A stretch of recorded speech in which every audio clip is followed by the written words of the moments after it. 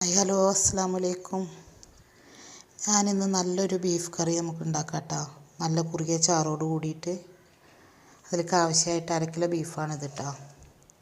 പിന്നെ ഒരു ഹാഫ് തക്കാളി, 2 ചീനമുളകാണ് കേട്ടോ, ഇഞ്ചി വെളുത്തുള്ളി പേസ്റ്റ്, ചെറിയ ഉള്ളി, സവോള,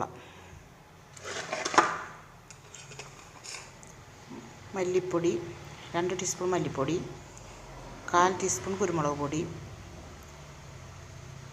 ഇത് beef masala 1/4 teaspoon, Kashmiri chilli powder, പിന്നെ ഒരു 1/4 ടീസ്പൂൺ ഗരം മസാല ഞാൻ ഇവിടെ പൊടിച്ചെടുത്താണ് കേട്ടോ.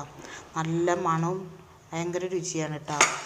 നമ്മൾ മസാല വറക്കുമ്പോൾ തന്നെ കറിവേപ്പിലയും കൂടി ഒരു പിടി കൂട്ടി വറുത്താൽ ഭയങ്കര ടേസ്റ്റും നല്ല മണവും കിട്ടും കേട്ടോ. ഇനി ഞാൻ അത് മിക്സ് ചെയ്തിട്ട് കാണിക്കാം.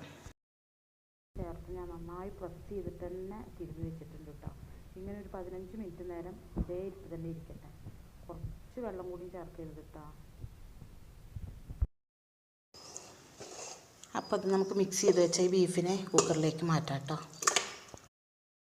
ഇതാട്ടോ. അപ്പോൾ ഈ ഒരു തട്ട് കൊണ്ട് മൂടി വയ്ക്കാം നമുക്ക്. ഇനി വെള്ളമെല്ലാം ഇറങ്ങട്ടെ. അതിന് ശേഷം നമുക്ക് വിസിലിട്ടിട്ട് കുക്കറിൻ്റെ മൂടി കൊണ്ട് മൂടിയാൽ മതി കേട്ടോ. ഒരു 10 മിനിറ്റിന് ശേഷം കണ്ടോ നന്നായി വെള്ളം ഇറങ്ങിയിട്ട്, നിങ്ങൾക്ക് കാണുന്നുണ്ടോ എന്താണെന്ന് അറിയില്ല കേട്ടോ. എനിക്ക് നന്നായി വെള്ളം ഇറങ്ങിയിട്ടുണ്ട് കേട്ടോ. ഇനി നമ്മൾക്ക് അടച്ചു വെച്ച് വേവിക്കാം. ഇതാട്ടോ കൂട്ടുകാരെ, നല്ല കുറുകിയ ചാറോട് കൂടിയിട്ട് തന്നെ കിട്ടിയിട്ടുണ്ട് കേട്ടോ.